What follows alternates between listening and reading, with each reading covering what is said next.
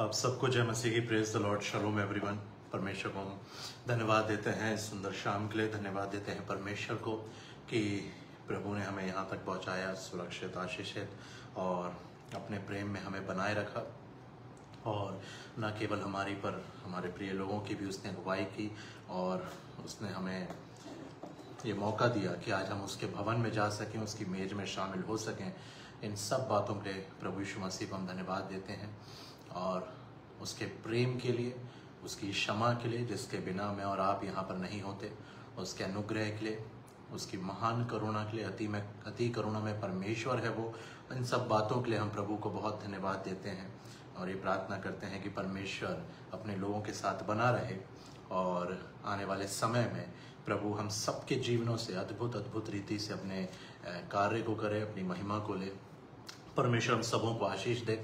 धन्यवाद देना चाहता हूँ मैं जहोवा मिनिस्ट्रीज यूके पेज का कि उन्होंने मौका दिया कि आज मैं आपके सामने वचन को लेकर आऊँ। सिस्टर मन्नत को, रेवरेंड चरणजीत सिंह कंबोज जी को मैं धन्यवाद देता हूँ और प्रार्थना करता हूँ कि ये पेज और उनकी सेवकाई रेवरेंड चरणजीत सिंह कंबोज सिंह जी के पूरे परिवार को, सिस्टर मन्नत जी के पूरे परिवार को परमेश्वर बहुत ब्लेस करे और आने वाले समय में बहुत सी रूहें इस पेज के द्वारा, सेवकाई के द्वारा, जितने लोग जुड़े हुए हैं, जितने लोग ऑनलाइन रहते हैं, जितने प्रीच करते हैं, सबको परमेश्वर अपनी महिमा के लिए इस्तेमाल करे और सबके जीवनों से खुदावंत को बड़ी महिमा मिले।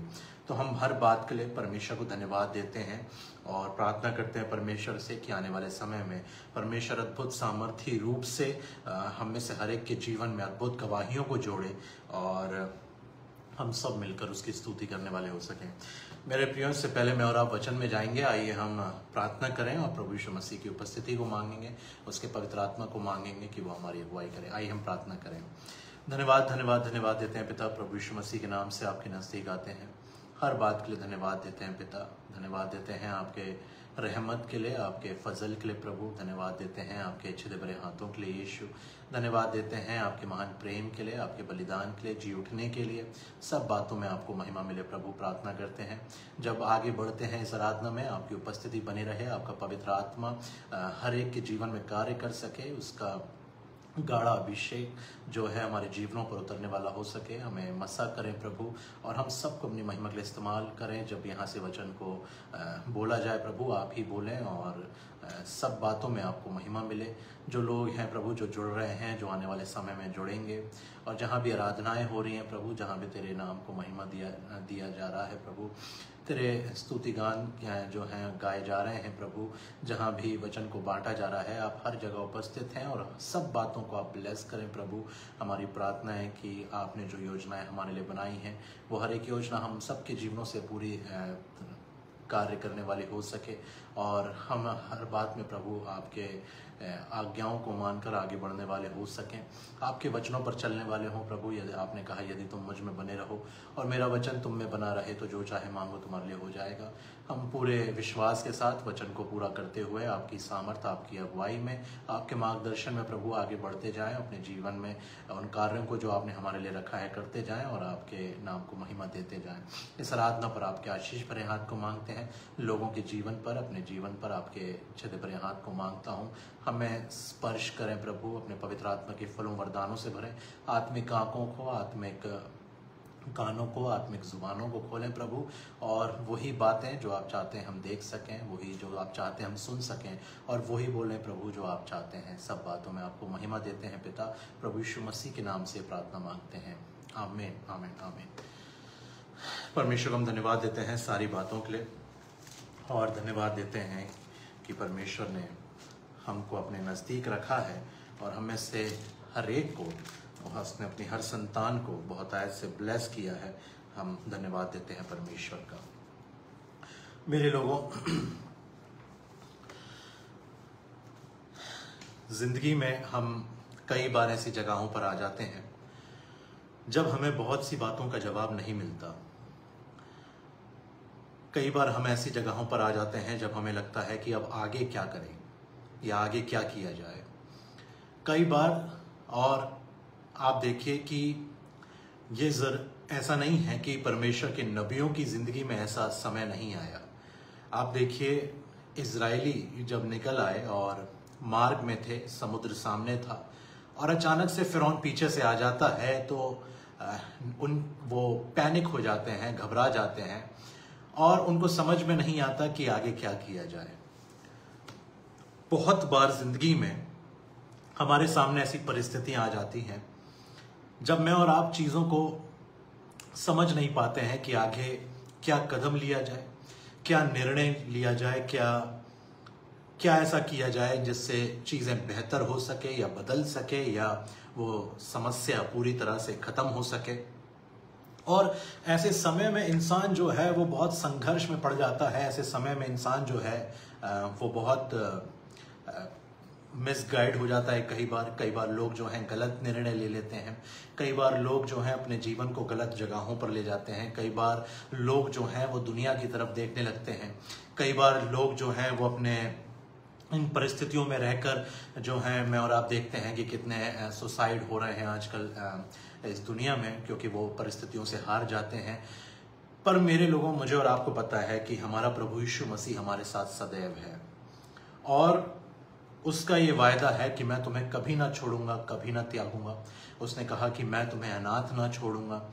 तो मेरे और आपके पास हमारा पिता है, हमारा प्रभु है, हमारा भाई है बड़ा, हमारा सहायक है, हमारा कंफर्टर है, हमारा मित्र हमारे साथ है। तो प्रभु यीशु मसीह हर किरदार में मुझे और आपको मिलेगा। और जिस व्यक्ति को पिता की जरूरत है वहां वो पिता के रूप में है उसके पास। जहां एक व्यक्ति को मित्र की जरूरत है, हमारा यीशु मित्र के रूप में है। जहां किसी को लगता है कि मेरा कोई भाई या मेरी कोई बहन नहीं है, तो वहां वो उस किरदार को, उस भाई के किरदार को निभाने के लिए उसके जीवन में है।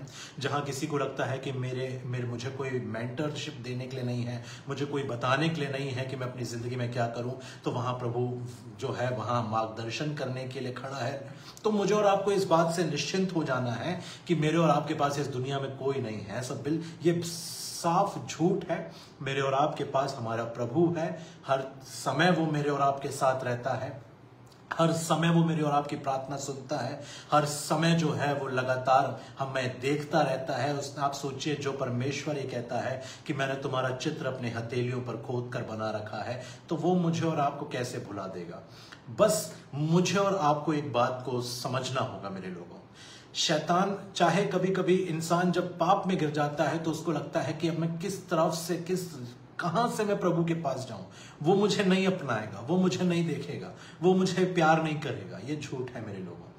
देखिए, परमेश्वर हमारे संघर्ष को जानता है। परमेश्वर जानता है कि मनुष्य जो है वो शरीर में है, इसीलिए उसने एक रास्ता मुझे और आपको बता रखा है। और वो रास्ता उसने पतरस को बताया था और बहुत स्पष्ट रूप से उसने कहा था कि जागते रहो और प्रार्थना करते रहो कि तुम परीक्षा में ना पड़ो। आत्मा तो तैयार है परंतु शरीर दुर्बल है। तो प्रभु जानता है और ये भी जानता है कि हम उन परिस्थितियों से, उन तकलीफों से बाहर आ सकते हैं। वो जानता है कि मनुष्य जो है अगर उसके साथ बना है और मनुष्य अपने पर प्रभु के वचन को, उसके वचन को मानता रहेगा और उसके वचन पर और उसकी आज्ञाओं पर, उस मार्ग पर चलता रहेगा, तो वो निश्चिंत रूप से जो है दृढ़ता के साथ खड़ा रहेगा। वो जो है वो आत्मा में तैयार भी रहेगा।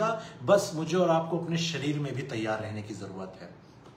तो मुझे और आपको ये समझना है कि जब हम अगर ऐसे समयों में आ जाते हैं जहां पर मुझे आपको कभी लगता है कि आगे क्या किया जाए, ये परिस्थिति बहुत विपरीत है, ये परिस्थिति जो है ये ऐसी है कि कुछ समझ नहीं आ रहा है, ये बहुत बड़ी समस्या है, इस समस्या के आगे कोई जो है इसका सॉल्यूशन, इसका आंसर समझ में नहीं आ रहा है, हाँ, तो मुझे और आपको एक काम करना है। और वो लोग भी जो यदि उनसे कोई पाप हो गया है और अब शैतान उनके दिमाग में ये डाल रहा है कि अब तुम्हें प्रभु यीशु मसीह प्यार नहीं करता, उसने तुम्हें छोड़ दिया है, तुम तो निकम्मे हो, तुमने गलत काम कर दिया है, नहीं, एक काम मुझे और आपको करना है। मुझे और आपको खुदा से नहीं भागना है, मुझे और आपको खुदा की तरफ भागना है। मेरे लोगों, बड़ा मैं और आप आज जो देखेंगे ये बहुत हम डीप जो है नहीं, मैं आज हम जो है बाइबल स्टडी उसमें नहीं है, बट आज हम जो है एक बेसिक उस पर प्लेटफॉर्म उस चीज़ को उस कॉन्वर्सेशन को करेंगे जहां में और आप ये समझें कि हमारा प्रभु हमारे लिए उपस्थित है। हमारा प्रभु हमारी परिस्थितियों को जानता है। हमारा प्रभु मुझे और आपको लगातार देख रहा है। मुझे और आपको एक काम करना है कि मुझे और आपको उसके साथ बने रहना है। परिस्थितियां कैसी भी हों, विपरीत हों, बहुत हैरान परेशान कर देने वाली हों, मुझ और आपको कई बार जो लोग हैं वो आज इन तकलीफ़ों में हैं, कुछ तकलीफ़ों में हैं, कुछ बीमारियों से निकल रहे हैं, कुछ जो है पाप से संघर्ष में निकल रहे हैं, पर मुझे और आपको खुदा से मदद मिलने के लिए प्रभु ने बोला है कि मैंने तुम्हारे पास एक सहायक भेजा है। वो सहायक मेरे और आपके पास है। तो मुझे और आपको सहायता देने के लिए पवित्र आत्मा मेरे और आपके पास है। मुझे और आपको उससे प्रार्थना करना है, उसकी सहायता मांगना है। मैं और आप अकेले बैठे रहेंगे और बैठे ही रह जाएंगे और चीजें कुछ भी बदलेगी नहीं। पर अगर मैं और आप खुदा की तरफ बढ़ेंगे, मैं और आप परमेश्वर की तरफ अपने कदम को बढ़ाएंगे, तो वो मेरे और आपकी मदद करने के लिए तैयार है। कई बार मेरे और आपके जीवन में ऐसी चीजें आ जाएंगी जिनका मेरे और आपके पास कोई उत्तर नहीं होगा। क्या उत्तर था इसका मूसा के पास? क्या उत्तर था इसका इजराइलियों के पास जब वो लाल समुद्र और फिरौन की सेना के बीच में फंस गए? क्या उत्तर था एलिया के पास जब इजबेल ने जो है बहुत से नबियों को मरवा दिया और अब बस एलिया था और जो कुछ नबी बचे थे वो जो थे वो गुफाओं में थे और बहुत विपरीत परिस्थिति थी उस समय। क्या उत्तर था दाऊद के पास जब दाऊद का राज्य अभिषेक हो गया, पर उसके बावजूद शाऊल उसके पीछे पड़ जाता है और कायदे से अगर देखा जाए तो राजा दाऊद को बन जाना चाहिए था, पर अब शाऊल अभी भी वहां बैठा है और उसका पीछा कर रहा है और वो यहां से वहां भाग रहा है। पर उस समय जो है मुझे और आपको दाऊद एक बहुत खूबसूरत बात लिखता है अपने भजन में। और वो क्या लिखता है? भजन संहिता 37 में वो लिखता है, कुकर्मियों के कारण मत कुढ़, कुटिल काम करने वालों के विषय डहा न कर, क्योंकि वह घास के समान झट कट जाएंगे और हरी घास के समान मुरझा जाएंगे। ये दाऊद का भजन है। और लिखा है, यहोवा पर भरोसा रख और भला कर, देश में बसा रहे, सच्चाई में मन लगाए रहे। कौन से देश में? परमेश्वर के देश में। दाऊद जो भजन के आकार है वो कहता है कि कौन तेरे मंदिर में रहने पाएगा, कौन तेरे भवन में और कौन तेरे पर्वत पर रहने पाएगा। हाँ, तो वो कौन सा देश है? वो परमेश्वर का देश है जो सच्चाई का देश है। वो पर्वत जो सच्चाई का पर्वत है, जहां पर परमेश्वर जो है वो निवास स्थान में है अपने। और वचन कहता है, दाऊद कहता है, हे परमेश्वर, तेरे तंबू में कौन रहेगा, तेरे पवित्र पर्वत पर कौन बसने पाएगा? वो देश, उस देश में बसे रहने के लिए। पर वो क्या कह रहा है ऐसे कठिन समय में? देखिए, दाऊद का भजन 37 और 15 दोनों है। हाँ, अब आप देखिए कि दाऊद यहां कह रहा है देश में बसा रहे और सच्चाई में मन लगाए रहे। तो और 15 में वो कौन सा देश बताया गया है? हे परमेश्वर, तेरे तंबू में कौन रहेगा, तेरे पवित्र पर्वत पर कौन बसने पाएगा? जो खराई से चलता है और धर्म के काम करता है और हृदय से सच बोलता है।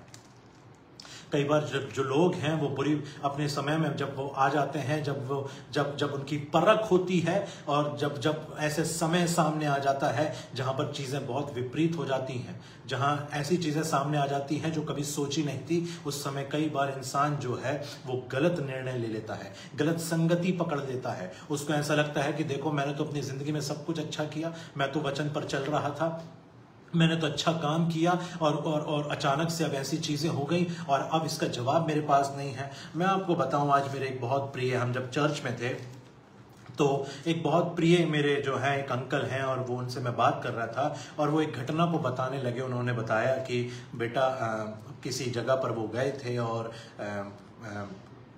एक बहुत यंग बेटे की जो है डेथ हो गई और उसकी वाइफ जो है बहुत मल्टीपल ऑर्गन फेलियर्स थे और उसकी वाइफ जो है वो बहुत रो रही थी। और एक बात जो कुछ लोग मुझसे पूछ रहे थे कि ऐसा क्यों है कि एक अच्छा व्यक्ति, एक धर्मी व्यक्ति, और बता रहे थे कि वो बेटा जो है वो बहुत परमेश्वर के वचन पर चलने वाला बेटा और वचन को मानने वाला बेटा, हर कार्य को प्रभु के साथ शुरू करने वाला बेटा था। और अब लोग पूछ रहे हैं कि ऐसा क्यों है कि चीज़ें जो है वो इस तरह से हो गई और अचानक से ये सब चीज़ें जो हैं वो बदल गई और जो है उसको जो है इस तरह से जो है उसकी डेथ हो गई। तो कई बार आपके और मेरे सामने ऐसी परिस्थितियां आ जाती हैं जहां मैं और आप जो हैं चीज़ों को आंकने लगते हैं और मैं और आप उसको समझने की कोशिश करते हैं कि ऐसा क्यों हुआ, कि ऐसा किस कारण हुआ। हाँ, और देखिए वचन इस बात को कहता है कि जो धर्मी जन उठा लिए जाते हैं और कोई इस पर मन नहीं लगाता। हाँ, धर्मी जन इसलिए उठा लिया जाता है कि उस पर आने वाली वो आपत्ति से बच जाए।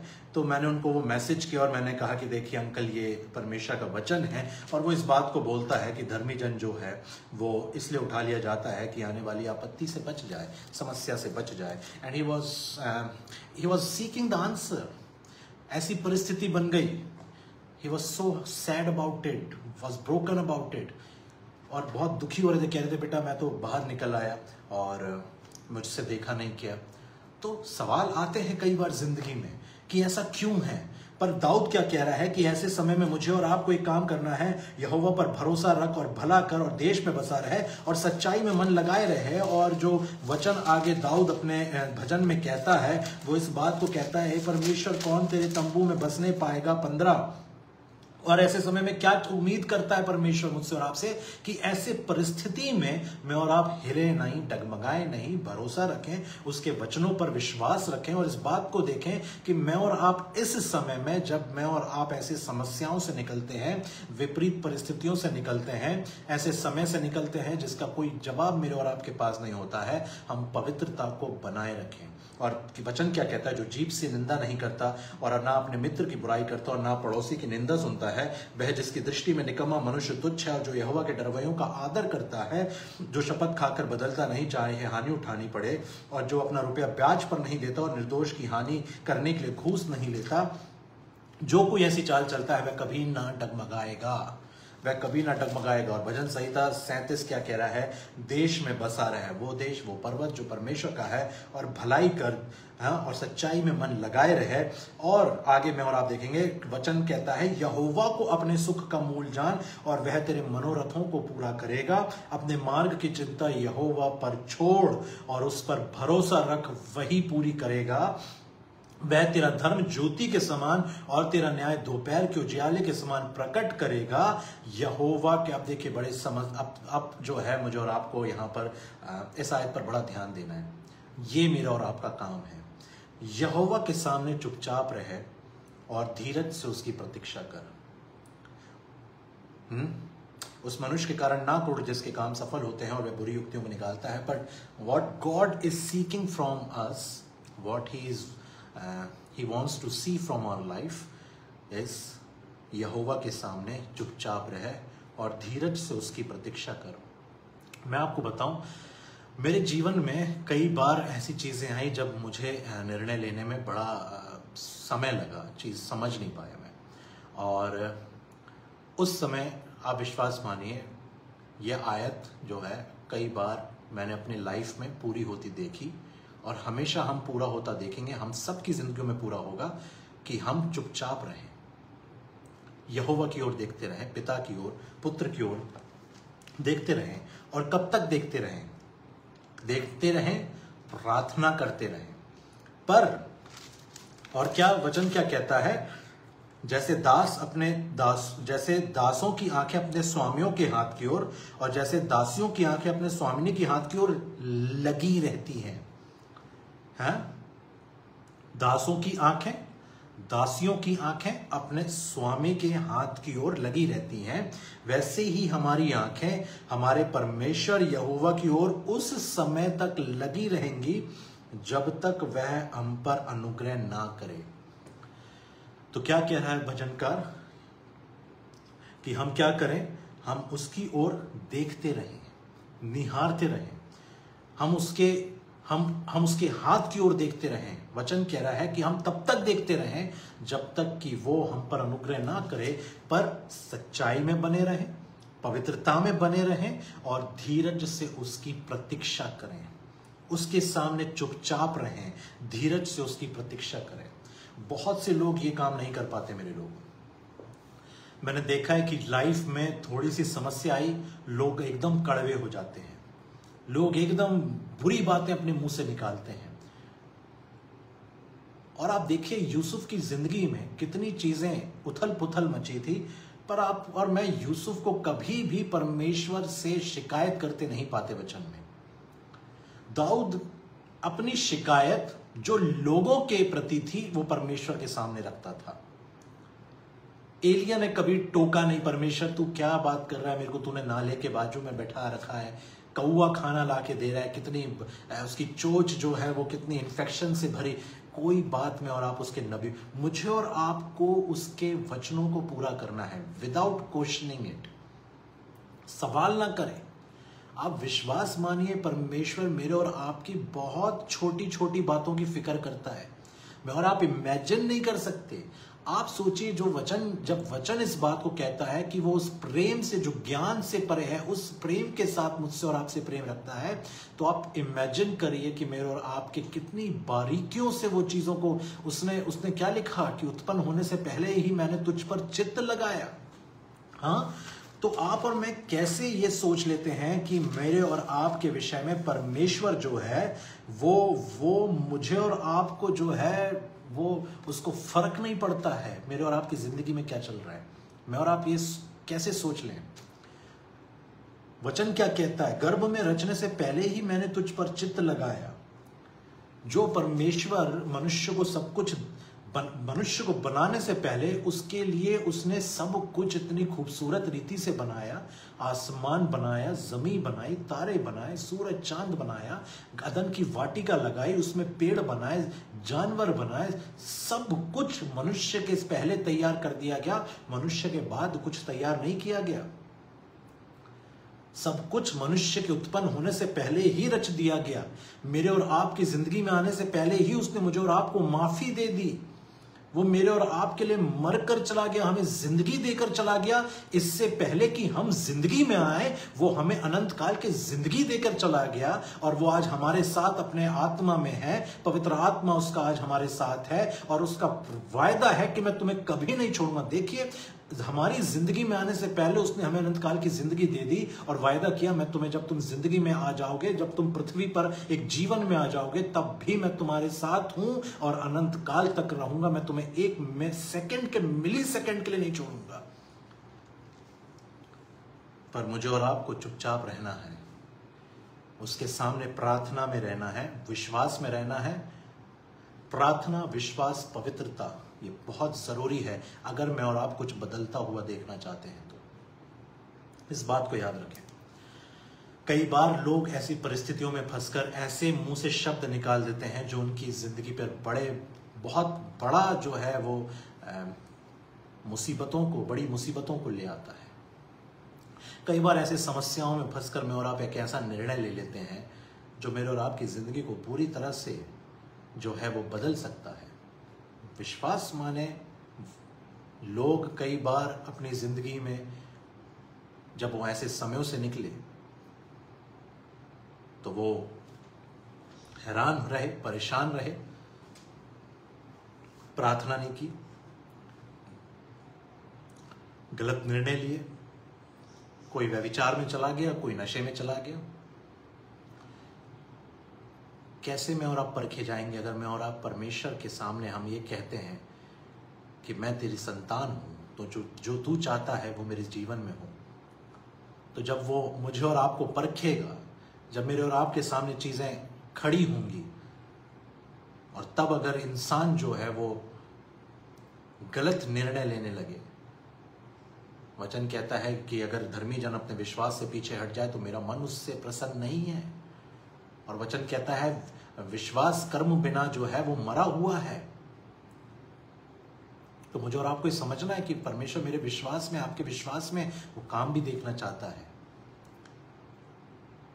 वो मुझे और आपको ब्लेस करना चाहता है, पर हम मुझे और आपसे वो एक बात कहता है कि दाऊद लिखता है यहोवा के सामने चुपचाप रहे। आप देखिए यूसुफ की जिंदगी में भाइयों ने बेच दिया, गड्ढे में फेंक दिया, भाइयों ने बेच दिया, मिस्र में आया, सेवक के रूप में काम करने लगा, अपने पिता का सबसे प्रिय पुत्र जो उससे प्रेम रखता था, सब सच बताता था उसको, पर आज एक सेवक के रूप में है, नौकर के रूप में है और काम कर रहा है। अचानक से जब सब कुछ ठीक हो रहा है, पोतीफर की पत्नी की एंट्री होती है, गलत आरोप लगा देती है, फिर वापस बंदीगृह में, फिर वहां से खड़ा होना। पर एक समय आया, क्योंकि वो पवित्रता में बना रहा, शिकायत नहीं करी, खड़ा रहा विश्वास के साथ कि परमेश्वर कार्य कर रहा है। परमेश्वर मुझे और आपको कभी नहीं छोड़ेगा, परमेश्वर मुझे और आपको कभी नहीं छोड़ेगा, पर मुझे और आपको विश्वास रखना है कि मैं और आप जो है उसके साथ बने रहें। वचन कहता है अपने कामों को यहोवा पर डाल दे, इससे तेरी कल्पनाएं सिद्ध होंगी। हम जब ऐसी परिस्थितियां आती है तो लोगों पर अपने काम को डालने की कोशिश करते हैं। हमें लगता है कि असाइन कर देते हैं लोगों को कि ये करो, वो करो, ये करो। वचन क्या कह रहा है? नीति वचन 16:3, अपने कामों को यहोवा पर डाल दे, इससे तेरी कल्पनाएं सिद्ध होंगी, इससे तेरी कल्पनाएं सिद्ध होंगी। ऐसे समय में जब मुझे और आपको कुछ समझ नहीं आ रहा है, वचन कह रहा है कि अपने उन कामों को परमेश्वर के सामने ले जा, जो तू सोच रहा है वो पूरा हो जाएगा।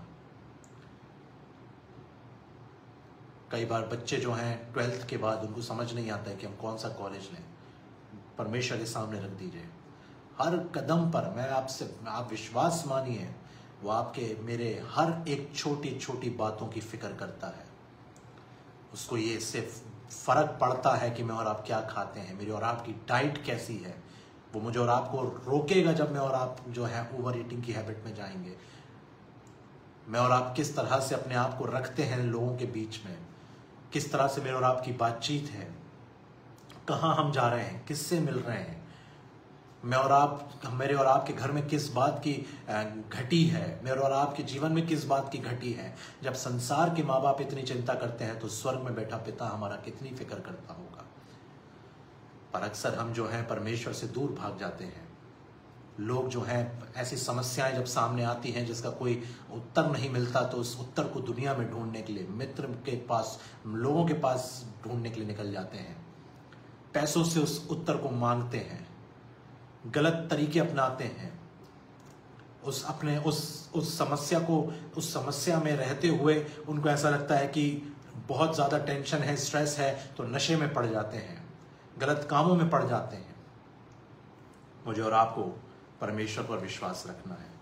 मेरे और आपके समय में, मेरे और आपकी जिंदगी में जब ऐसा समय आता है, मैं और आप परमेश्वर पर भरोसा रखें। मैं और आप जो हैं उसके सामने, उसके पास बैठे रहें।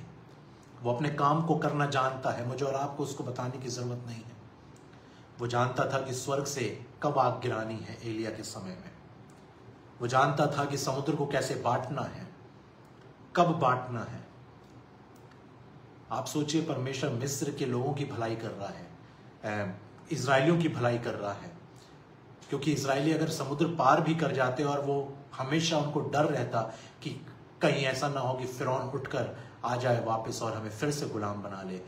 उस देश में जाने से पहले जहां उनके सामने ऐसे ऐसे लोग थे, और आप देखिए कि क्या हुआ, उन्होंने वही काम किया कि हम तो उनके सामने टिड्डों के समान हैं, वो तो बहुत बड़े हैं, अनाकवंशी हैं। वहां तो परमेश्वर उनको ये दिखा रहा था कि तुम उनसे मत डरना, और ना तुम्हें इनसे जो पीछे आ रहे हैं इनसे डरने की जरूरत है।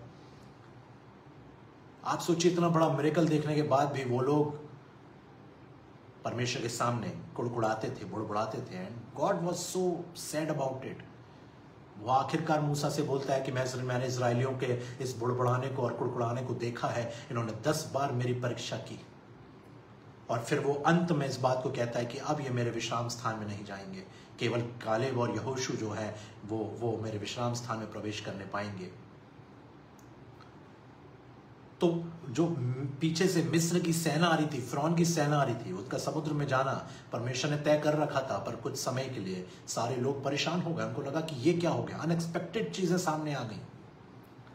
कई बार मैं और आप अपनी लाइफ में स्मूथ आगे बढ़ते रहते हैं और अचानक से चीजें बदल जाती हैं, और मुझे और आपको लगता है कि ये क्या हो गया, मैंने तो नहीं सोचा था ऐसा, अभी तो सब कुछ बेहतर चल रहा था, अभी तो सब कुछ सुधरा था, अभी तो जिंदगी ट्रैक पर आई थी। पर मुझे और आपको समझना है कि परमेश्वर हर बात को जानता है। मैं अक्सर लोगों से कहता हूं, उसके लिए कुछ भी सरप्राइजिंग नहीं है। आपके और मेरे लिए जो है चीजें सरप्राइज के रूप में सामने आ जाती है, एक हैरान कर देने वाली बात के सामने जैसे वो सामने आ जाती है।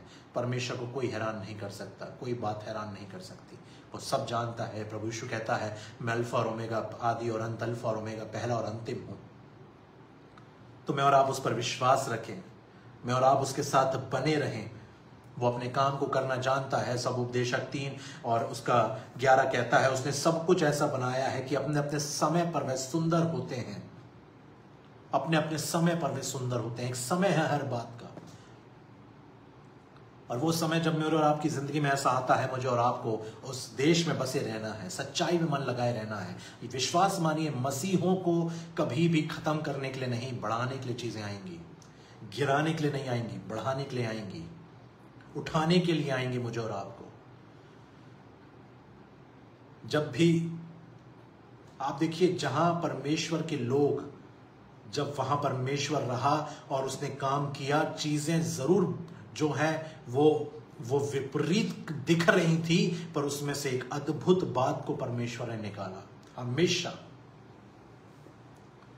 ऐसा लग रहा था कि अब क्या होगा यूसुफ का, ऐसा लग रहा था अब क्या होगा इस्राएलियों का। हाँ, चेले सोच रहे थे अब क्या होगा हमारा। प्रभु तो क्रूस पर चढ़ा दिया गया, अब हमारा क्या होगा। आप सोचिए उनकी परिस्थिति को, द्वार बंद करके एक जगह इकट्ठे थे वो, उनको समझ नहीं आ रहा था कि अब ये क्या हो गया। पर मैं और आप जानते हैं, तीसरे दिन जब पुनरुत्थान हुआ, प्रभु यीशु मसीह कब्र से बाहर निकले, वो जिंदा हुए, कब्र से बाहर आए, जी उठे और मृत्यु को हरा दिया। हमारे लिए अनंत काल का जीवन का द्वार और उसका मार्ग उसने तैयार किया और सब बातों को खत्म कर दिया। तो ये मेरे और आपके परमेश्वर की सामर्थ है। विश्वास रखें कि परमेश्वर मेरे और आपके साथ है और वो लगातार मेरे और आप पर दृष्टि बनाए हुए है। पर मुझे और आपको ये समझना है, पहला पतरस और उसका 5 और 10 कहता है, परमेश्वर जो सारे अनुग्रह का दाता है, जिसने तुम्हें मसीह में अपनी अनंत महिमा के लिए बुलाया, थोड़ी देर तक दुख उठाने के बाद आप ही तुम्हें सिद्ध और स्थिर और बलवंत करेगा। थोड़ी देर तक वो दुख उठाने के बाद वो तुम्हें आप ही स्थिर, सिद्ध और बलवंत करेगा। परमेश्वर जो सारे अनुग्रह का दाता है। आप देखिए कि इससे पहले कि दुख की बात हो, अनुग्रह की बात की जा रही है। परमेश्वर जो सारे अनुग्रह का दाता है, जिसने तुम्हें मसीह में अपनी अनंत महिमा के लिए बुलाया है। पहली बात अनुग्रह की हो रही है, दूसरी बात अनंत काल के जीवन की हो रही है। थोड़ी देर तक दुख उठाने के बाद तुम्हें सिद्ध, स्थिर और बलवंत भी करेगा। सिद्ध और स्थिर और बलवंत करेगा। तो वो थोड़ी देर के दुख के बाद एक बात जो हो रही है वो ये कि वो तुम्हें सिद्ध कर देगा, स्थिर कर देगा, बलवंत कर देगा। Amazing amazing word of God, जो पहले बात कर रहा है अनुग्रह की, फिर अनंतकाल के जीवन की, और कह रहा है कि वो थोड़े समय के दुख के बाद तुम्हें स्थिर, सिद्ध और बलवंत करेगा। पर मुझे और आपको क्या करना है? उसके साथ बने रहना है, उसके साथ बने रहना है, धीरज से उसकी प्रतीक्षा कर। हाँ, यहोवा के सामने चुपचाप रहे और धीरज से उसकी प्रतीक्षा कर। वचन कहता है 4, यहोवा को अपने सुख का मूल जान और वह तेरे मनोरथों को पूरा करेगा। अपने मार्ग की चिंता यहोवा पर छोड़ दे और उस पर भरोसा रख, वही पूरा करेगा। ये प्रॉमिस है परमेश्वर का। ये प्रॉमिस है परमेश्वर का। यशाया नबी की किताब और उसका 60 और उसका 22 में कहता है, छोटे से छोटा 1000 हो जाएगा और सबसे दुर्बल एक सामर्थी जाति बन जाएगा। सबसे दुर्बल, जो एक समय में दुर्बल था, जिसको कोई आशा नहीं थी आसपास, जिसके पास कोई रास्ता नहीं दिख रहा था, कोई द्वार उसके लिए खुला हुआ नहीं था, सब चीजें खत्म सी हो गई थी, पर वचन कहता है मैं यहोवा हूं, ठीक समय पर सब कुछ शीघ्रता से पूरा करूंगा। और वो जो दुर्बल है वो एक सामर्थी जाति बन जाएगा। अपने परमेश्वर पर विश्वास रखें मैं और आप। जो भी बातें मेरे और आपके सामने आज हैं, विश्वास रखें परमेश्वर पर मैं और आप। वो सब बातों से परिचित है। ऐसा कहीं नहीं है जहां परमेश्वर नहीं है, सब जगह परमेश्वर है और हर एक बात को वो देख रहा है जो हो रही है, जो आने वाले समय में होंगी। पर मैं और आप क्या करें? मैं और आप सच्चाई में बने रहें, क्योंकि जब मैं और आप अपने ग्राउंड को नहीं छोड़ेंगे, हाँ, यहोवा पर भरोसा रख, भला कर, देश में बसा रहे, सच्चाई पर मन लगाए रहे।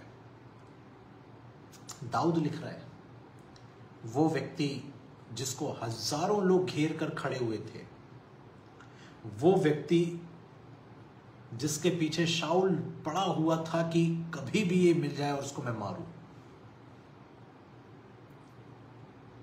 कितनी बातें पर दाऊद ने परमेश्वर के सामने खुल के रखी, पर कैसे दाऊद की विक्ट्री जो थी मिली उसको पता था जब ऐसी परिस्थितियां आए तो उसको कुछ बातों पर ध्यान देना है, यहोवा पर भरोसा रखना है, भला करना है।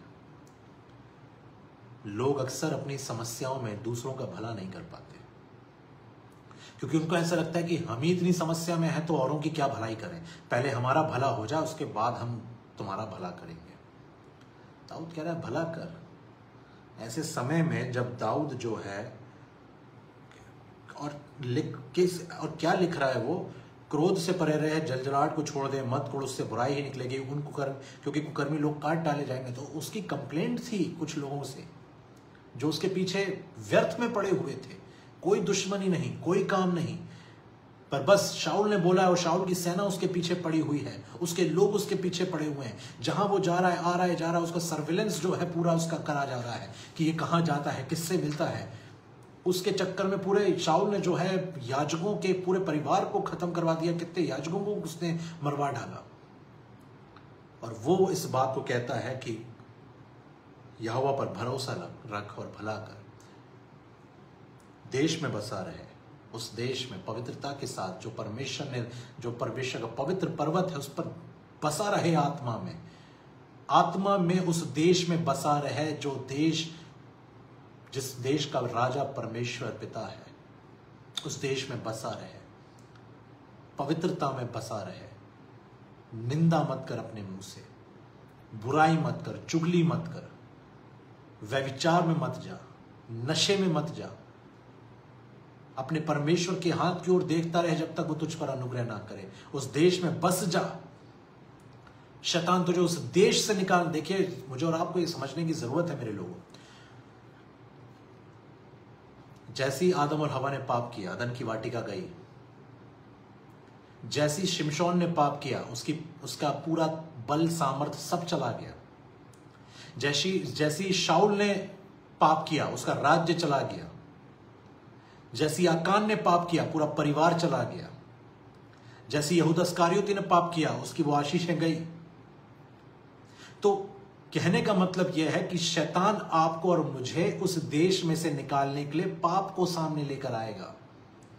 जिस विषय में दाऊद कह रहा है कि अपने उस देश में बसा रहे और सच्चाई में मन लगाए रहे, तो वो कारण है, इस बात को कह रहा है कि उस देश में बसा रहे और सच्चाई में मन लगाए रहे। अपने मन को इधर उधर भटकने मत दे, सबसे अधिक अपने मन की रक्षा कर, क्योंकि जीवन का मूल स्रोत वही है। तो अपने मन को उस देश में बसाए रखने के लिए उस मन में क्या कर, उसको सच्चाई पर लगाए रहे, क्योंकि अगर तेरा मन इधर उधर हो जाएगा तो तेरा देश भी, वो पवित्र पर्वत भी, आत्मा में जहां तू परमेश्वर के स्थान, परमेश्वर के पवित्र पर्वत पर जहां तू आत्मा में उपस्थित है, प्रार्थना में, उपवास में उस जगह से शैतान तुझे हिलाने के लिए आएगा, और जब तू वहां से हिल जाएगा तो पृथ्वी से हिल जाएगा। मेरे और आपके बहुत जरूरी है कि हमारी स्पिरिचुअलिटी, हमारी स्पिरिचुअल लाइफ सही रहे। स्पिरिचुअल लाइफ ठीक है, दुनिया की कोई ताकत, कोई शैतान की युक्ति काम नहीं कर सकती। लोगों की स्पिरिचुअल लाइफ ठीक हो जाए, वो वर्ल्डली लाइफ को ब्लेसिंग्स के साथ एंजॉय करेंगे, क्योंकि स्पिरिचुअल लाइफ उखड़ी हुई है, बेढंगी है, कोई ढंग नहीं है, स्पिरिचुअलिटी का कोई लेवल नहीं है, स्पिरिचुअलिटी मिसिंग है, इसीलिए ब्लेसिंग्स भी मिसिंग है। ये कारण है।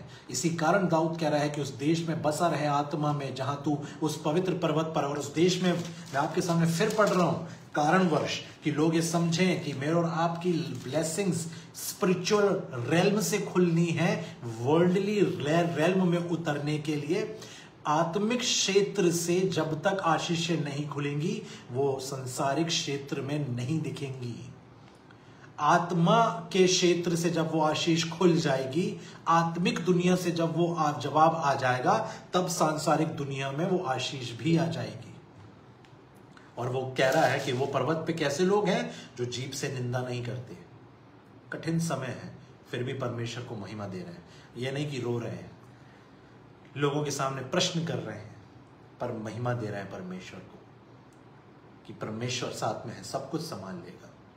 मैंने लोगों को कई बार महंगाई की बात करते ज्यादा देखा है, उनको इस बात का धन्यवाद देते कम देखा है कि खुदा हमें रोटी तो दे रहा है खाने के लिए, और चिकन भी बन रहा है और सब कुछ बन रहा है, सारी चीजें बन रही हैं, परमेश्वर जो है वो अच्छा खाने के लिए दे रहा है।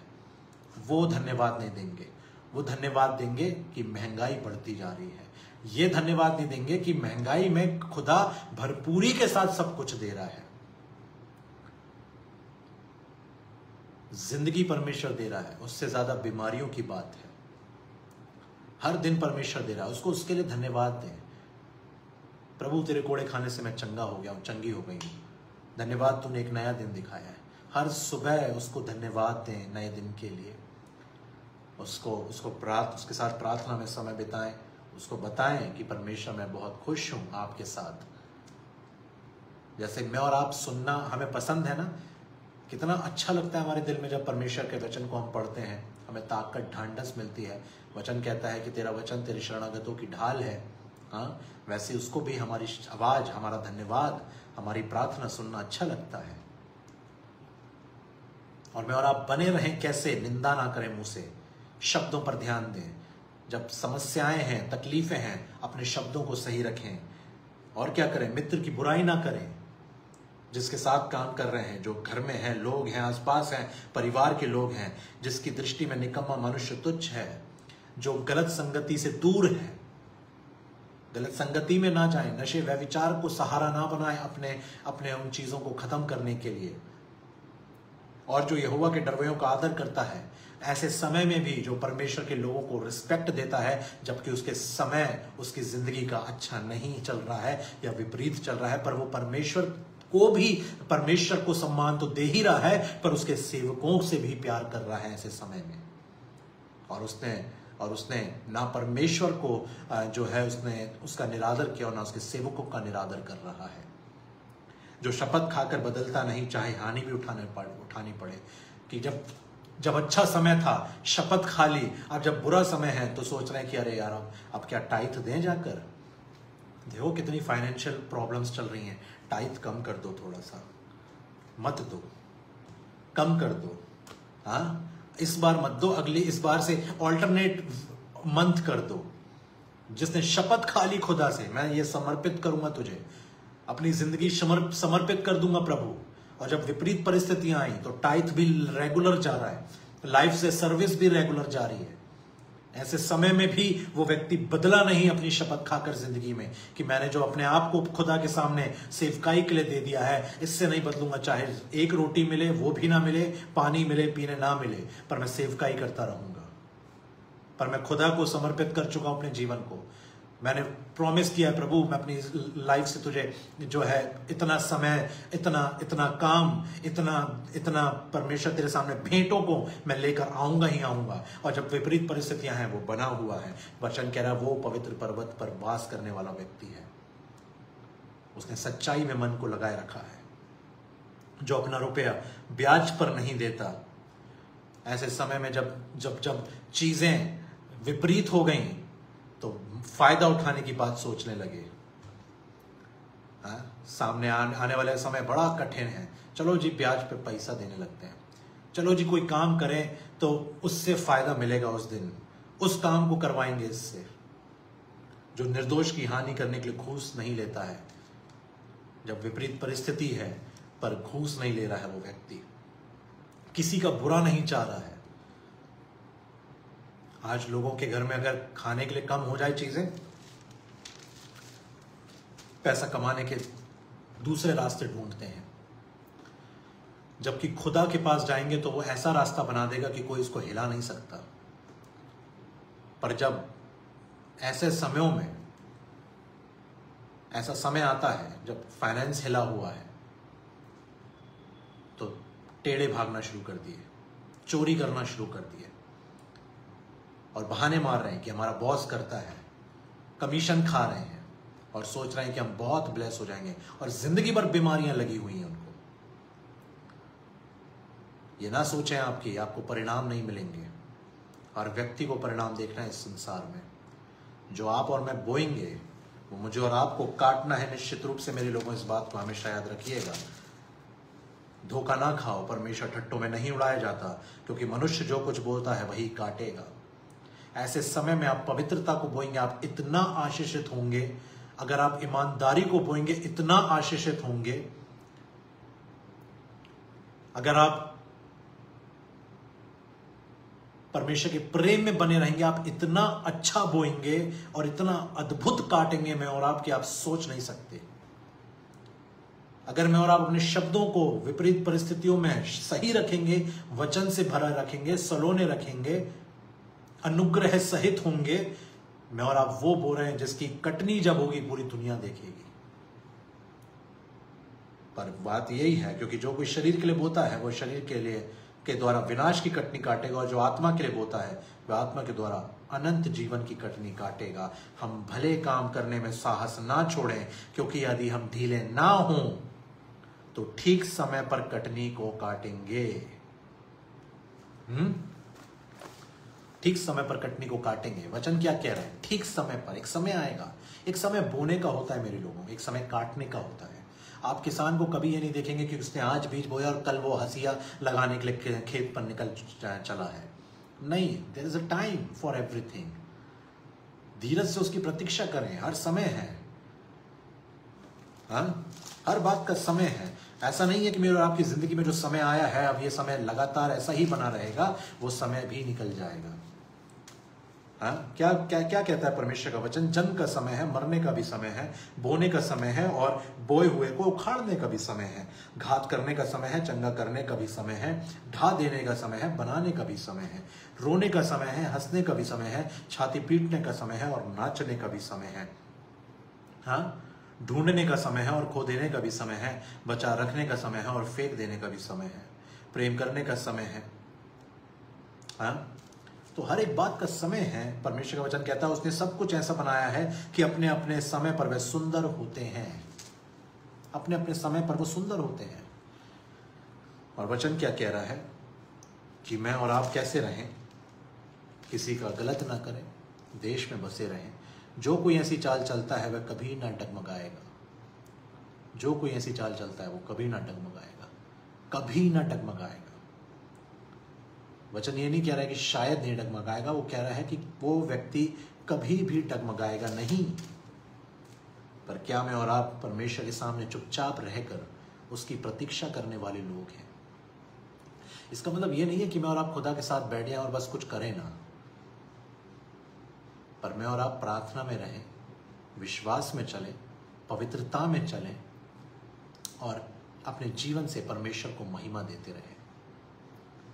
आप विश्वास मानिए, आने वाले समय में वो ब्लेसिंग्स होंगी हमारे पास कि दुनिया देखकर हैरान रह जाएगी कि ये कैसे हो गया। परमेश्वर के वचन पे बने रहना, जैसे हम दुनिया की लैंग्वेज में कहते हैं ना कि यार ये बिजनेस करना, ये वाला बिजनेस फायदे का है। विश्वास मानिए, हर तरफ से यही आशीषित है, फायदे का है। अगर वर्ल्डली तौर पर देखें कि परमेश्वर का वचन पूरा करते रहें, आत्मिक रूप से देखें तो आशीषित हैं हम, अगर हम खुदा के वचन में बने रहें तो। इसके बाहर जब जाएंगे तो मुझे और आपको संघर्ष देखना पड़ेगा। हर तरह से मेरी और आपकी मेहनत इस बात की होनी चाहिए कि मैं और आप, जब चीजें हमारे सामने विपरीत हैं तो हम पवित्रता को ना छोड़ें, प्रार्थना को ना छोड़ें, अपने जीवन से खुदा को महिमा देना ना छोड़ें, उसकी तरफ निहारना ना छोड़ें और बने रहें उसके साथ। चीजें बदल जाएंगी, चीजें अपने समय पे वो करना जानता है। मैं और आप अगर लाजर की घटना को देखें, आप सोचिए कि प्रभु यीशु मसीह जब उसको बताया गया, यीशु मार्था और उसकी, यूहन्ना 11 से मैं आपके सामने पढ़ रहा हूं, 5 यूहन्ना 11 उसकी 5वीं आयत से, यीशु मार्था और उसकी बहन और लाजर से प्रेम रखता था। इसकी आप स्टार्टिंग देखिए कैसे है। इससे पहले कि चीजें लाजर, मार्था, मरियम की जिंदगी में बदलें, परमेश्वर का वचन तो कह रहा है कि वो उससे प्रेम रखता था। उसके बावजूद पढ़ने वाला क्या सोचेगा कि उस प्रेम रखता था और उसके बावजूद वो जो है, और आगे क्या लिखा है, फिर भी जब उसने सुना कि वह बीमार है तो जिस स्थान पर वह था वह 2 दिन और ठहर गया। लिखा गया पवित्र आत्मा की ओर से, बताया गया कि ऐसा नहीं था कि यीशु मसीह को जो थे उसकी प्रायोरिटी बदल गई। He used to love them। वो अपने चेलों से कहता है, जैसे मैंने शुरू से तुमसे प्रेम रखा वैसे ही अंत तक तुमसे प्रेम रखता रहा। हाँ, तो मैं और आप जो हैं ये नहीं सोच सकते कि परमेश्वर क्या मेरे विषय में सोचता है या उसका प्रेम कम हो गया है। परमेश्वर ऐसा नहीं है मेरे लोग। वचन कहता है प्रभु यीशु मसीह कल और आज और युगानुयुग एक सा है।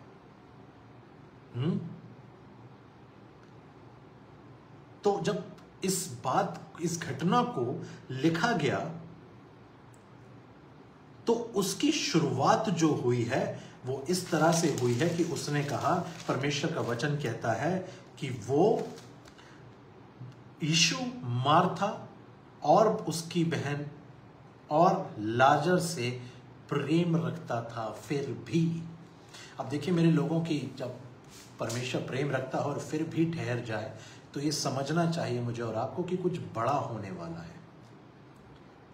जब परमेश्वर मुझसे और आपसे वो कह चुका है कि मैं तुम्हें कभी ना छोड़ूंगा, कभी ना त्यागूंगा, हाँ, मैं तुमसे सदा प्रेम रखता आया हूं, इस कारण मैंने तुझ पर अपनी करुणा बनाए रखी है। I have loved you with an everlasting love, therefore with loving kindness I have drawn thee।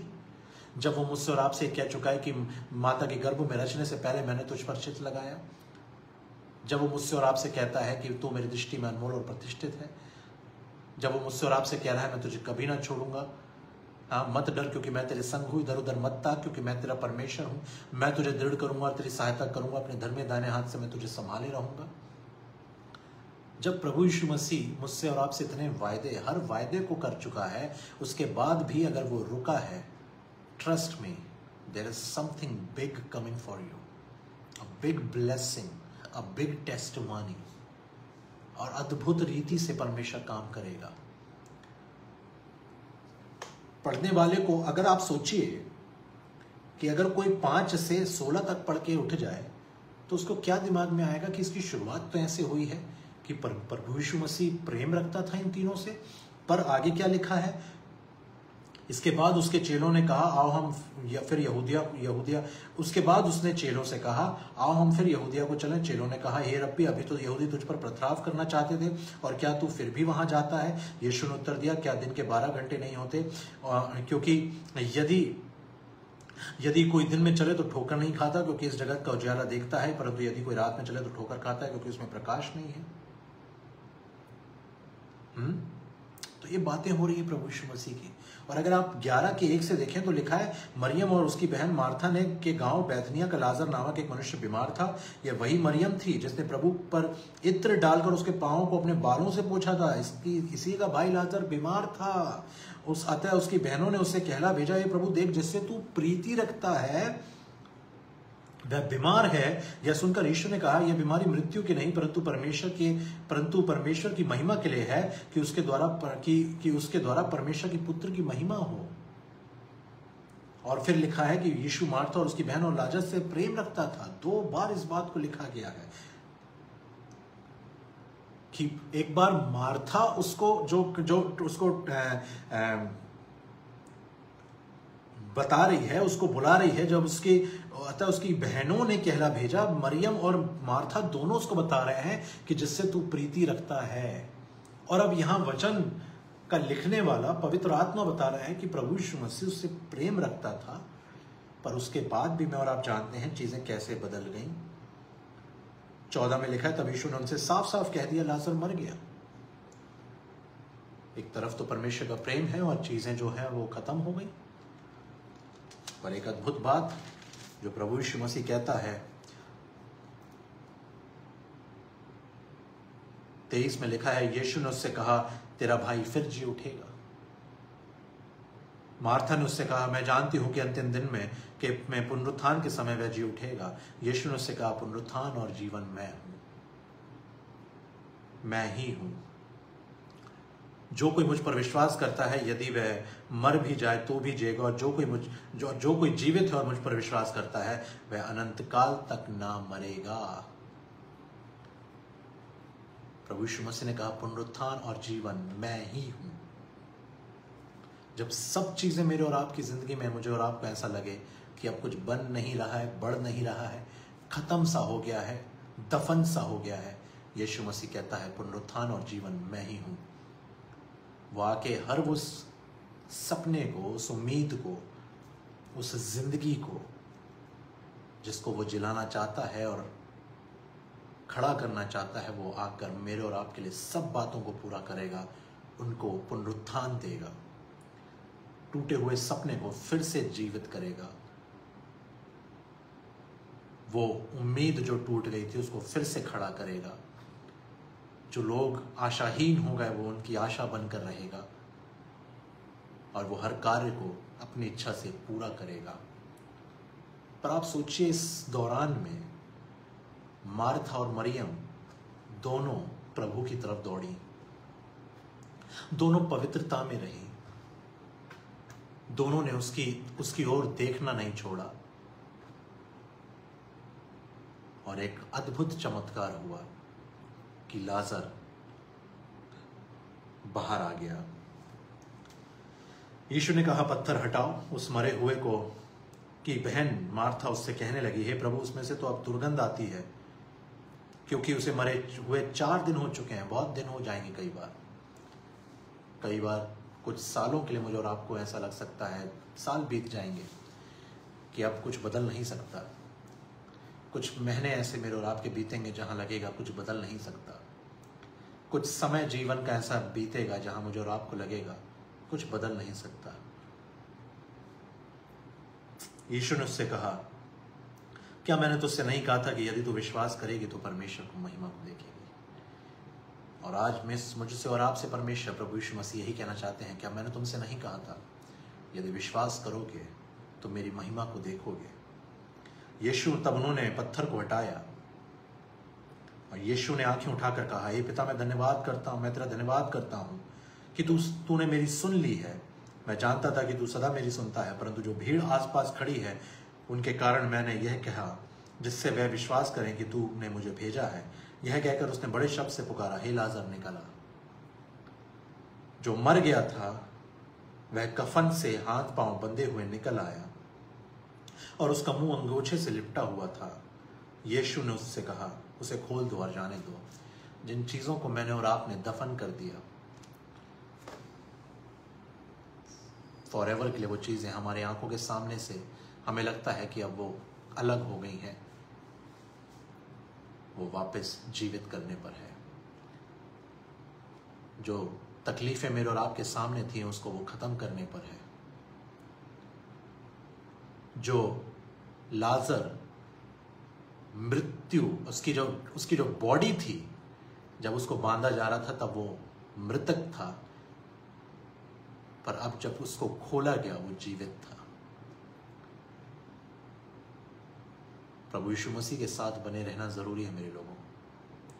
इस दुनिया में कैसी भी परिस्थिति हो, याद रखिएगा आपके परमेश्वर, मेरे परमेश्वर, हमारे प्रभु के लिए कुछ भी असंभव नहीं है।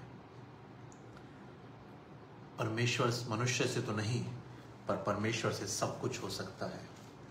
पर मैं और आप धीरज से उसकी प्रतीक्षा करें और देश में बसे रहें, भला करें, अपने कामों को यहोवा पर डाल दें, वही उसको पूरा करेगा। सच्चाई में मन लगाए रहें, अपने मुंह से निंदा ना करें। ऐसे समय में जब मैं और आप परेशानियों से निकलते हैं, अपने परमेश्वर की तरफ देखना ना छोड़ें और विश्वास मानिए, वो जवाब जब आएगा वो इतना खूबसूरत होगा कि मैं और आप अपनी सारी चीज़ों को भूल जाएंगे, अपने दर्दों को और तकलीफ़ों को भूल जाएंगे और मैं और आप उसकी महिमा करने पाएंगे। जब तकलीफ़ों में है तब भी महिमा करें। अच्छा समय है, परमेश्वर को महिमा दें। बुरा समय है, परमेश्वर को महिमा दें। जब सब चीज़ें ऐसा लगता है कि ख़त्म हो गई, उसको महिमा दें। उसके चरणों पे आए, जैसे मार्था और मरियम उसके चरणों पर आ गई। जैसे उन्होंने सुना कि यीशु आया, वो उसकी तरफ दौड़ी और विश्वास मानिए वो सब कुछ मेरे और आपके लिए पूरा करेगा। आइए हम प्रार्थना करें। धन्यवाद धन्यवाद धन्यवाद देते हैं प्रभु, धन्यवाद देते हैं आपको आपकी महान दया के लिए। प्रभु यीशु के नाम से पिता आपके नज़दीक आते हैं। धन्यवाद देते हैं प्रभु कि आप हमारी हर बात का ख्याल रखते हैं, हर छोटी बात का, हर बड़ी बात का आपको ध्यान है प्रभु हमारा। आप हमें कभी नहीं छोड़ेंगे प्रभु। हम जानते हैं प्रभु हम आपसे अलग होकर कुछ भी नहीं कर सकते, पर आपका वचन कहता है प्रभु, मसीह जो मुझको सामर्थ्य देता है उसमें मैं सब कुछ कर सकता हूँ। होने दे प्रभु कि हम आप में बने रहें, आपका वचन हम में बना रहे।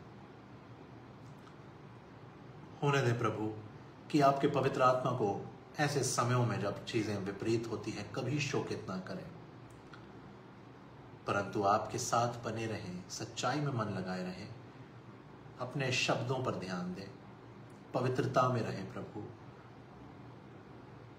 जो अर्पण कर दिया है, जो समर्पित जीवन है, वो वैसा ही बना रहे, सेवकाई में लगे रहें, आपसे और भी प्रेम करने वाले हों, क्योंकि आप हमारे पिता हैं प्रभु। आप हमारे मित्र बन जाते हैं। जब हमें भाई की कमी होती है तो आप भाई बन जाते हैं।